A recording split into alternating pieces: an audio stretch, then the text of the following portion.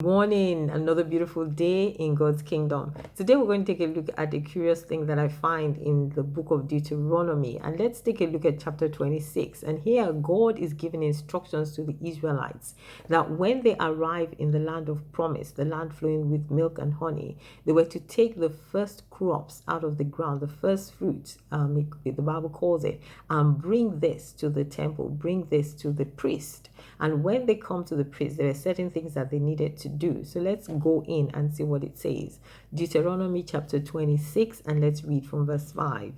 And it says, "You must then say in the presence of the Lord your God, my ancestor Jacob was a wandering Aramean who went to live as a foreigner in Egypt. His family arrived few in number, but in Egypt they became a large and mighty nation. When the Egyptians oppressed and humiliated us by making us their slaves, we cried out to the Lord, the God of our ancestors. He heard our cries and saw our hardship, toil, and oppression. So the Lord brought us out of Egypt with a strong and powerful hand, with a strong hand and powerful arm, with overwhelming terror and with miraculous signs and wonders. He brought us to this place and gave us this land flowing with milk and honey. And now, O Lord, I have brought you the first portion of the harvest which you have given me from the ground.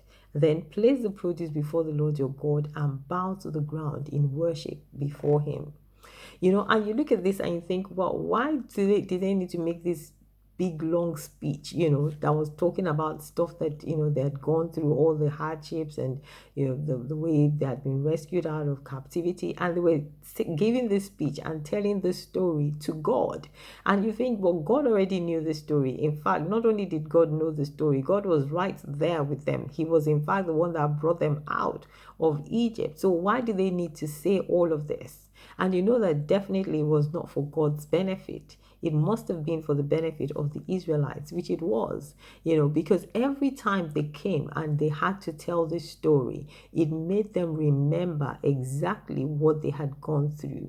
And so there was no chance that they would ever forget what God had delivered them from. And in the same way for us as well, when we come and we come with thanksgiving offerings, when we come before the Lord, we bring our tithes, we bring our offerings, we remember what God did for us. We remember, how he rescued us, how he made a way where there was no way, how he provided for us, in the midst of hardship and all of that. And when we bring those gifts, when we bring those tithes, when we bring those offerings before the Lord, we are simply saying, God, we recognize your hand of mercy over our lives. And in our doing that, we constantly are in a state of gratitude and then we know that the source of our blessings is God, and the one who deserves our praise and our worship indeed is that same God. So we never forget, and every time we do it, we're simply telling God that, hey, God, I remember. It's all because you have been good to me. So let's keep doing that, and let's keep remembering how much God has done for us. And every time we do that, not only do we please God, but we also reinforce the fact that God is Lord over our lives. God bless you. Have a beautiful day.